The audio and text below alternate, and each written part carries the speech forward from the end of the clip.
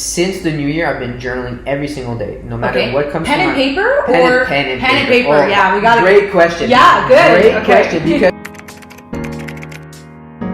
Jake, I can't help but smile right now. I'm so excited. honestly, my cheeks hurt. I'm not gonna lie. I feel like the fact that we want to do a podcast just like came about like so naturally, and we were just like on the phone for our monthly 6-month check-in, and then we're like, facts. Yo, I feel like we should start a podcast. Like, people would love to hear about the stuff we talk about. You literally took the words out of my mouth, though. I don't know if you remember. I was like, wait, hold on. I have a revelation. What if we... And you were like, start a podcast? I literally finished the sentence. Yup. Like, I finished the sentence. I remember I was like, I don't know why. You know, it just clicked. And I was like, our conversations are great. I always 100%. finish... I get off the phone, I'm like, wow, that was stimulating. You know, I was like, I reflected. It was good to catch up. I feel like, I don't know.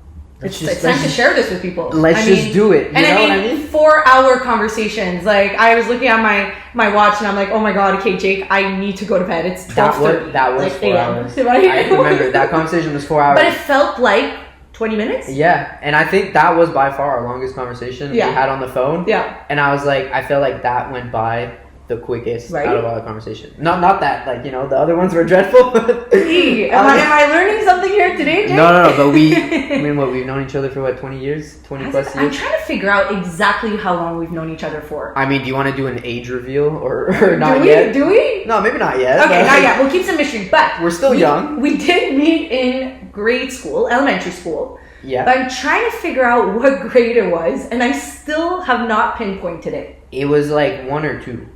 Grade 1 or 2. 1 or 2. We weren't in kindergarten. We weren't in kindergarten. But we will find a picture. A picture of the class. A class picture. Yeah. And we will share it with everyone, okay? Whoa. Yes. Hold on now. We will share it with everyone. Why? You know, let's not give them all the content just yet. But it's kind of crazy how our relationship has evolved over the years. I mean, obviously, you're talking about grade school, so super young. And then we kind of went our separate ways in high school, right? We went to different schools. Yeah, I did like the French stuff. You know? Did the French stuff, exactly. We do live in Quebec, for those who don't know. Yeah. And I went to an English school. And then CEGEP, which is between high school and university, for those who don't know, because that's once again a Quebec nuance. It's a weird thing. Don't worry about it. So we went to the same school, but we would just cross each other in the halls and say hi to each other, and that was it. Did we even? Yeah, we did. Yeah. I vividly remember being on the second floor. I'm not gonna lie, you have a much better memory of a lot of things than I do, but... So we did, and then what happened? We started university. Yeah. And through a mutual friend, we actually got reconnected. Yeah. With a study group, which we'll have to go into about literally the A-listers. Day one, when we were enrolling, like, or going to get our student IDs or something. Like, school didn't start. Right. And I remember with that mutual friend came to pick me up, and I was like, oh shit. Then we got to talking, and then, you know, and then the study group came about. Right. Okay. Yes, you're right. You know, the study group came and left very quickly. Yeah, you know. But I feel like that's just a normal student thing. You know, you say you want to get motivated by other people, but then it's more of a social thing than an actual get things done, productivity thing. You know, 100%. Whereas I don't want to get into that right now, but like productivity is a whole other like. You know, everyone has a different relationship with productivity, especially nowadays. Like, there's all these things called, like, soft productivity or, like, hard productivity. Okay, see, I didn't even know that. Yeah, and there's all these things, like, you know, when people talk about, like, monk mode and things like that, like isolating yourself. But I feel like that's a bit too heavy for right now, you know? We'll keep it light first episode. We won't scare anyone off. But I do like our setup here today, because for those of you who are not seeing it, we're on a couch. And Jake and I, throughout university, had most of our deep conversations on the couch in my parents' basement. Just like this. For those of you who can see, for those of you who can't picture it, we're literally sitting next to each other on the couch. Yep. And I love that for our first setup, because I really feel like that's such a good segue into this That's how things started. That's how the conversation started. I was actually, you know, thinking about changing majors to psychology and, you know, just like exploring that route, you know, but all those deep conversations we had. Great conversation, but it was just like the same vibe, you know? And I was like, this is what we have to bring back. Yeah. And on that note, it just made me think of like, there's not much more to it. to why we're doing it. And I don't think everything needs a specific reason or a specific outcome. Why are you doing certain things? Why are you doing this? Why are you doing that? It's like just because. Yeah. You know? I like that. Just because. We don't need to give an explanation. Should that be the name of the podcast? Hold on. Oh, hold on a second. Actually, yeah, exactly. No, but it's on, like, I'm going to share something with you. I don't know what you think about it, but like, I feel like, especially for me in the last few months, like, there was a period where I felt stuck with a lot of things. Like, I felt like things were just not moving forward, even though I tried really hard. Or I thought I was trying really hard. With personal life, with work, everything. Just overall. Okay. I'm sure you felt that at one point in your life where you just feel like stagnant. You feel stuck. You feel like, okay, something needs to change. Totally. I'm not saying, okay, I need to make more money, go to the gym, things like that. It could be just like in your life you have this feeling that like, okay, something needs to change. Sometimes you can't even pinpoint it right away, right? You're like, I don't know what, but something feels off. Yeah. And it's not always because Mercury's in retrograde, okay? No, I mean, it's not. I like to blame it on that, but, It's not that deep, but it's just to the point where, like, I realize that sometimes it's just not a matter of what you do, but just a matter of doing something. Okay. It's stop questioning on what we were just talking about, like why we're doing things. Maybe a reason is just because. Yeah. Just because I want to. And the reality is, my experience was I figured out a lot of stuff just through trying things, just through doing something. And then, oh, you know what? No, it's not this, it's that. But I wouldn't have known that if I would have tried something. Yeah. And that touches on a huge thing. I think we share that like perfectionist nature. Yes. Of like, if I do something, which is a great trait in moderation, where, okay, I'm going to do something, I'm going to put my all into it, because then what's the point? But I think there's a balance to have there. Totally. And I know for us in school, that was, we saw a lot of that in school. Yep. About, caring, not I'm not going to say caring too much, because it's great to care, but maybe going a bit too intense or focusing too much on certain things and just like, okay, I'm just going to go through the motions, do my best, and then whatever comes out of it, because you can't always control the outcome, right? And I mean, quite honestly, and I don't know about you, but I feel like we were the same in school. I didn't join any clubs. Nope. I was going to school. I was leaving because I needed to study. Yeah. I put so much of my university focus specifically on studying and that GPA and getting the best grades, A+ all the time. And I feel like I really missed out on a really big part of university life compared to some of my friends or people I know that were involved in all these associations, and it was so cool and fun. And I was like, university was okay. I mean, I learned stuff, but I mean, I'm glad it's over. Whereas a lot of my friends are like, I wish I was still in university because I had so much fun when I was there. So to your point about, if we weren't necessarily as perfectionist, if we want to call it that, and cared so much about, yes, because I would call it caring. We did care a lot. And maybe too much. Sometimes when you care too much about something, then it's not good either. It's kind of got a reverse effect, right? 100%. So we might have missed out, but you know what? It's fine. And I learned from it, quite honestly.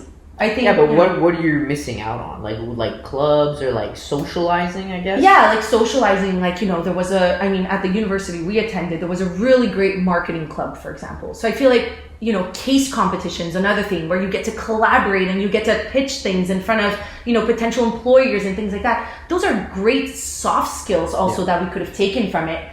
But I mean, we got the skills in other ways, right? I mean, we're very disciplined because we studied so much, So things like that, there's trade-offs. I think like everything in life. Yeah, give or take, right? I would you say you regret that? Like the way you went about university, would you change anything? Is it just like... I mean, I don't regret anything. And I'm super proud of my university trajectory per se and how things ended. But I think if I would go back and do it again, I would probably try to apply into one of these like clubs, like a marketing club, or there's even like a trading club, for example, if you're in finance. Like I think that would have enriched the experience a little bit more. Yeah. I don't know. How about you?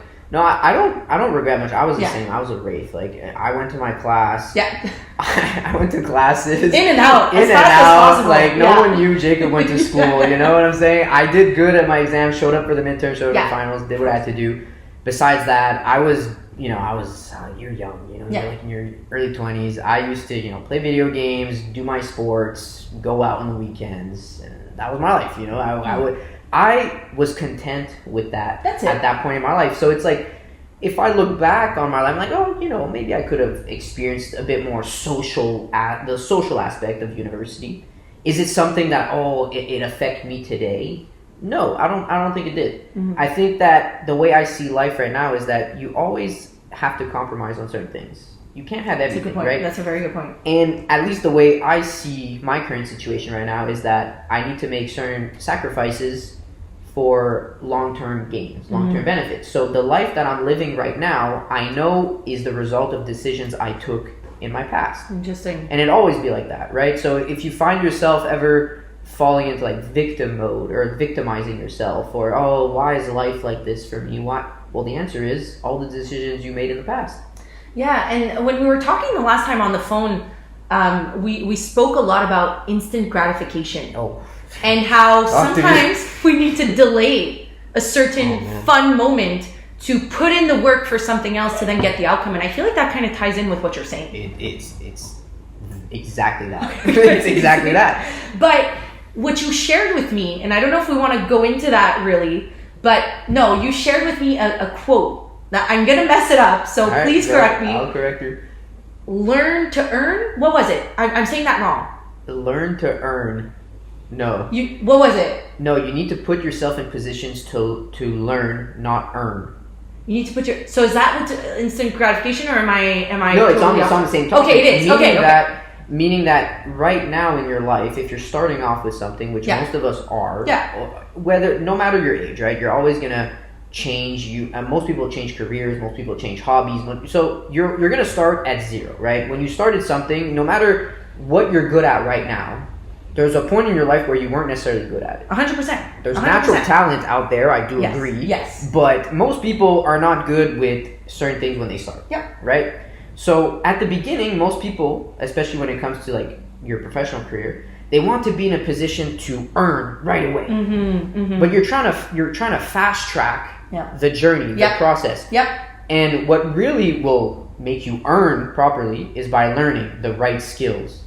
And you can't do that overnight. Of course not. So you're going to try to cut corners. And that applies to many things in life. So I feel like what we're trying to do right now is just to put ourselves in positions to learn skills. Learn podcasting is totally new to us. Totally new. What do we know about podcasting? Grab a mic. It seems simple, right? But what do we know about this? 100%. So I'm not focused on any outcome right now. Oh, we need to get sponsors. We need to get this much money. We're going to publicize here, there, here, and there. No, let's just learn as we go.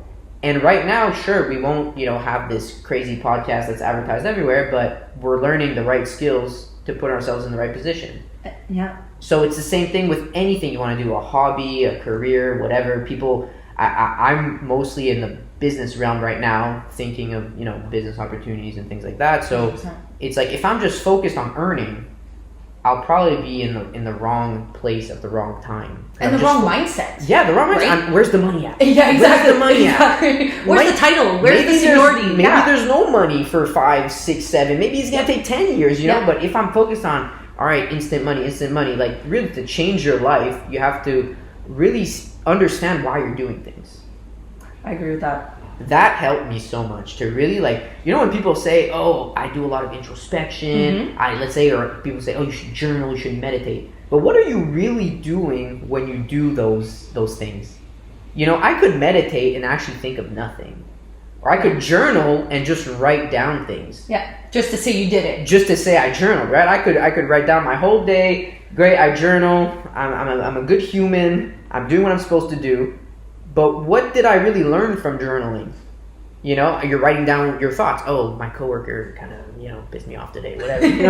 Things like that. It could be anything. You could use journaling for visualization. Yeah. You could use it for brain dumping. You could use it for anything, right? But what really helped me is actually processing certain things, certain beliefs. Like, oh, in my journal inside I wrote, I really aim to start X business. Okay. Or I really aim to reach this goal.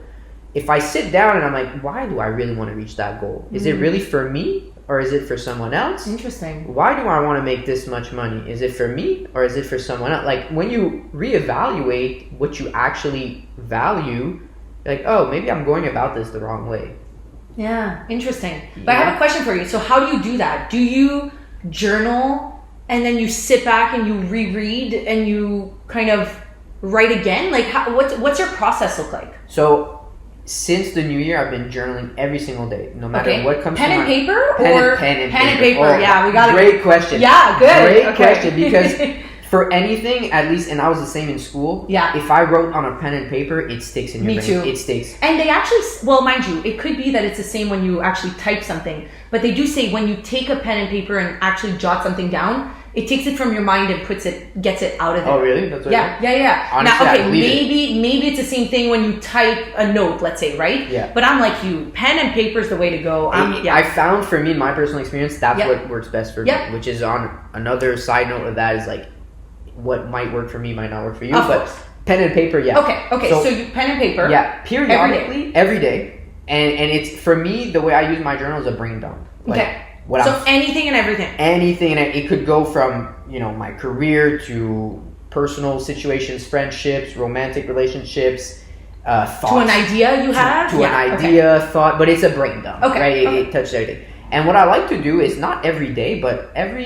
let's say at least once a month, I go back and I reread. Oh, nice. I reread my entries, because you can see a natural progression of yourself. That's so cool. And it's kind of on the same topic of, if you were to like vlog or have a blog or something like that, that's documenting your life. It's just documenting your life for yourself on paper. Yep. And I realized that I reread some stuff and I'm like, wow, this is interesting to see. I thought this in, let's say, 5 months ago. Now I'm like, what was I thinking? No kidding. Like, that's so cool. Because you change over time. So it's great to see, like, oh, I've progressed on certain aspects of my life.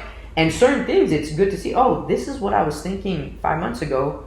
Wow, now I understand a lot more as to why I was thinking that. I was caught up in XXX emotion. I was caught up in, I don't know, jealousy. I was caught up in frustration, sadness. And you really start to realize, oh, okay, a lot of the times our decisions are driven by emotion. Of course. Of course. Why would you take a decision today? It's with the inputs you have today, what you know, the information you have right now, what you're feeling right now. Right? And it takes a lot of self-control and awareness to recognize that in the moment. It's tough though. It's tough. It's really tough. I mean, just not sleeping well the night before can totally 100% affect your emotions the next day, right? Yeah, exactly. Irritability. I don't want to be that guy. Through the roof. No.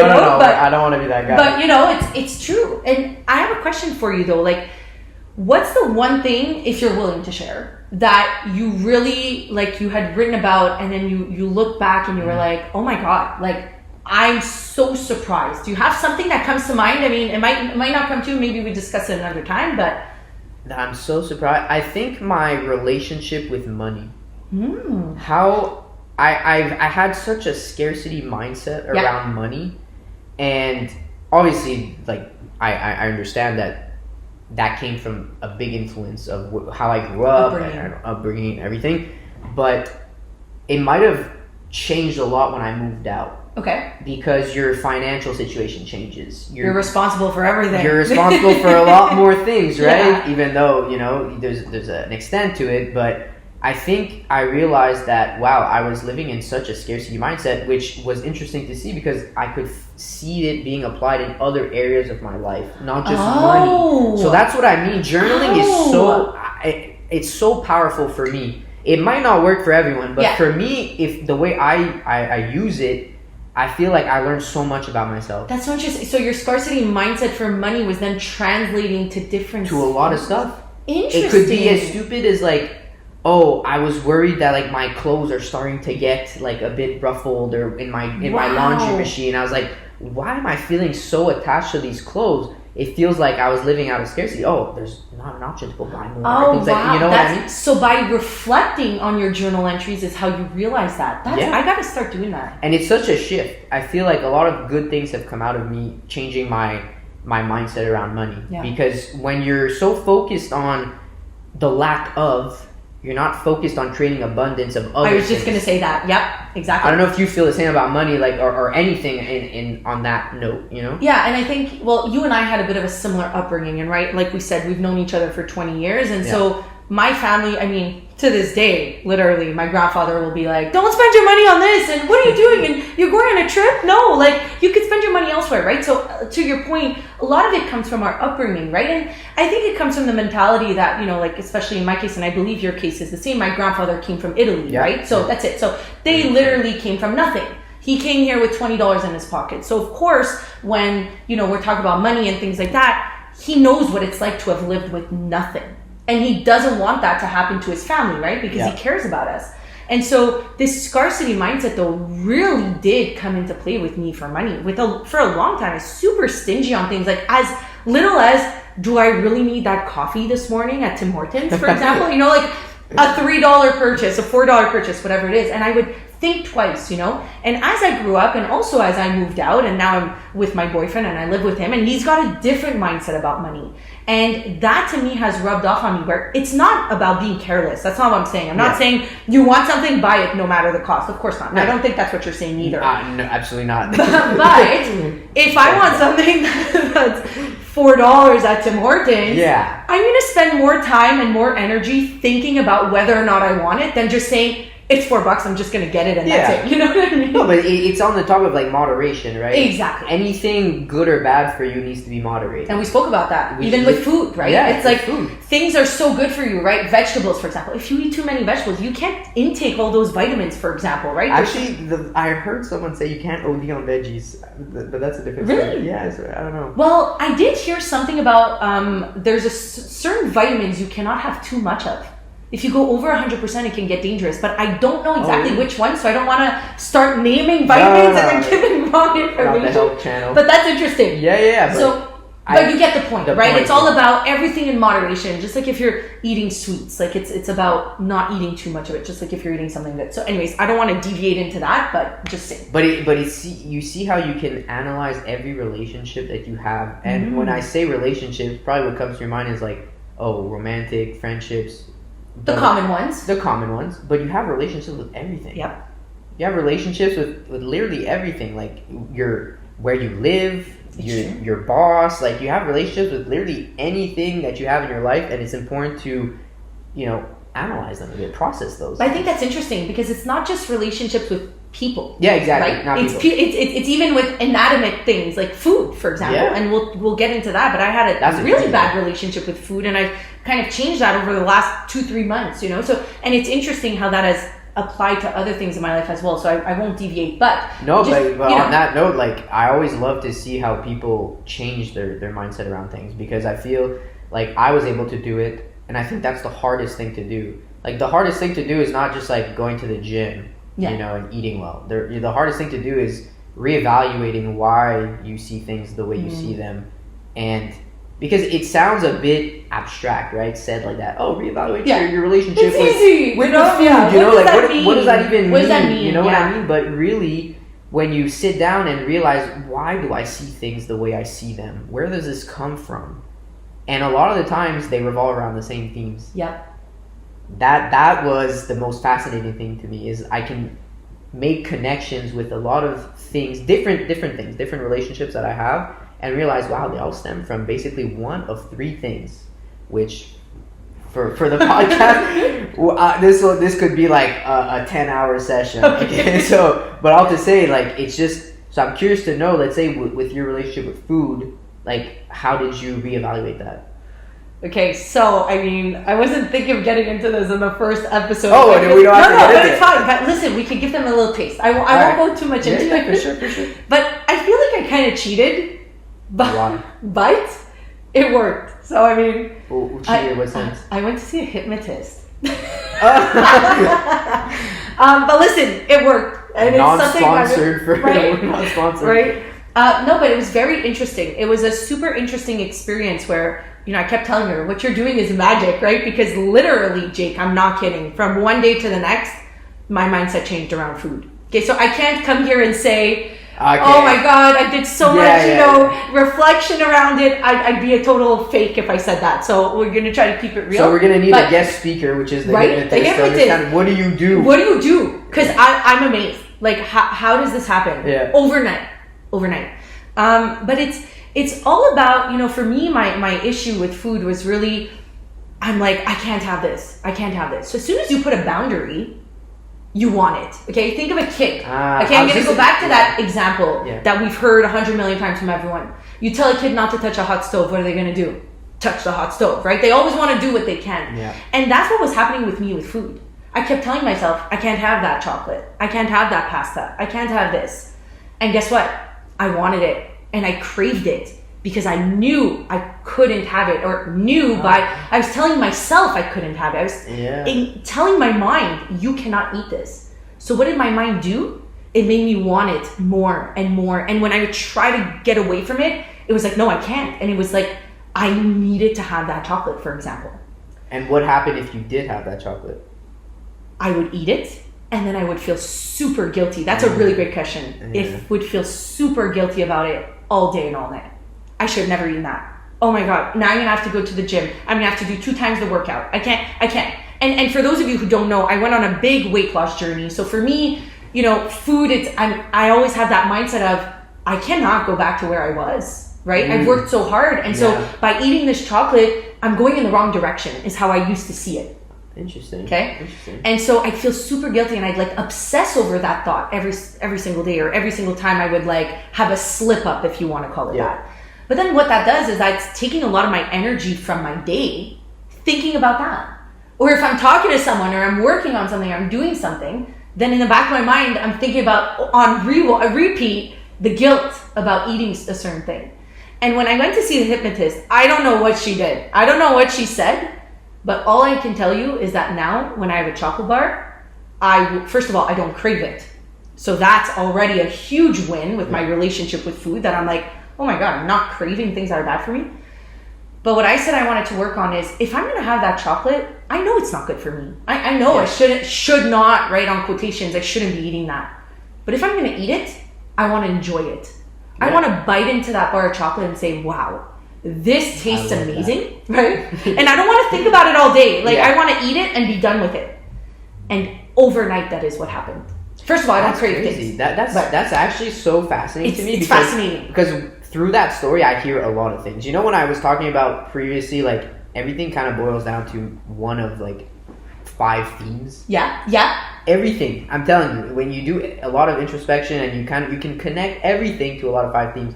And through that, I hear a lot of like you're clearly very hard on yourself. Yes. Like I hear a lot of like, oh, I'm blaming myself. Why did I eat that? Why did I do that? And like you could probably connect that to other situations in your life, like where you want to excel at something. Well, we're just talking about school. Right? School's a perfect example. I mean, I was so hard on myself. Yeah, and I identify like 100% through that. We were the same, and I'd say I still have that in me. Yeah. Which stems from my perfectionist nature. Exactly. Of like, I want to do things well. I want to be good at things. I want to excel. So it's like, there's not a lot of room for errors, not a lot of room for mistakes. And we kind of have this delusional mentality of like, we could go through life without making mistakes. Which is so false. It's impossible. We have to make mistakes to learn and grow. That's when you learn, right? Yeah. 100%. So so like, you see how it's so, I love hearing like stories like that, or like where people kind of analyze a bit what's happening, what they're doing. Oh, this is what I felt when I did this. It's like, oh, okay. Like, from hearing that story, obviously I know you a lot more than if someone I didn't know. Yeah. But it's so fascinating that I'm telling you, you can always boil things down to a few themes in your life. It's interesting. And the perfectionism isn't even the core. You could go go deeper and like, okay, why am I a perfectionist? Yep. Why? Well, let's go back to Simon Sinek with his why. Yeah. He says to get to your real why, you need to ask yourself why 5 times. Yeah. So there's a deep rooted answer to why am I perfectionist? Have you found that? Yeah. You have? Yeah, 100%. You see, I don't feel I have. 100%. It's a bit. It's very vulnerable to share. Of course. And what I want people to understand is like, I've been doing therapy for like 6 years now, weekly. Yeah. Never. Well, I mean, I've missed weeks, but like I was about to say perfect score, perfect attendance, perfect attendance. But I'm telling you, like this, it's hard to find or to talk about, or it's hard work. It's hard work. It's hard work, and the way I see it, it's a lifelong thing. Yeah. Which I don't know if we want to get into this like right now, because but there's such a great topic that I wanna talk about, which is just when you're doing all this like deep work, or like you want to improve yourself, whether it's physically, financially, like mentally. What I've observed is that a lot of people want quick wins. Yeah. They want the quick win. Oh, okay, I do this, but then I don't have to do it ever again. Right. But when you, especially through therapy, I learned that like everything should be lifelong. There's nothing that you can do today that's gonna last forever. Well, if I compare that to fitness journey, for example, right, that I was mentioning that I'm on. I mean, over 3 years later, I'm still working out constantly. Yeah. What do you think is gonna happen if I stop working out? That's what I'm saying. So it is a lifelong journey. It's just shifting your mentality, being like, okay, this is not a one and done thing. Yeah. Like, and especially when it comes to self improvement and aligning yourself with the person you want to be and the life you want to live. There's no 3-month course online that you can buy that's going to tell you that. But I'm telling you, I've seen some stuff. I've seen some course. Buy this course and you'll find the love of your life. And buy this. And I'm telling you, and people buy them. Yeah. You know, it's no shame on anyone, but just to say, like, I don't believe in the fact that you could just get these quick and easy answers, because no one's you. But can I say something on that? 100%. Sometimes we're desperate. Yeah. Sometimes we're so lost. Yeah.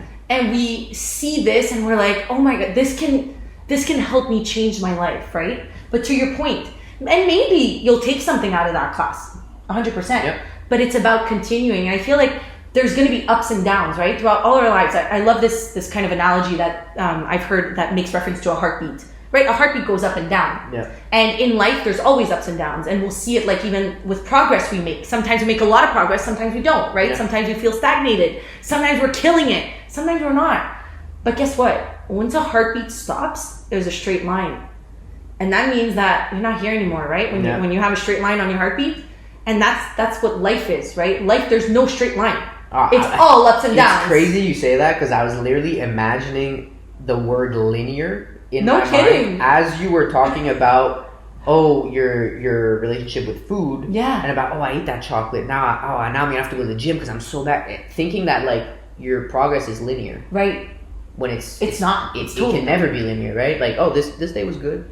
Tomorrow's gonna be maybe better, maybe worse. Yep. You know, it's crazy. I was literally imagining that. I was like, this is assuming that you could have linear in anything in your life. Like, nothing is ever linear. I feel like we're starting to like have telepathy between us. I'm starting to notice that. It's a couple times in this episode. That's how the podcast came about, no? Right. I literally finished your sentence.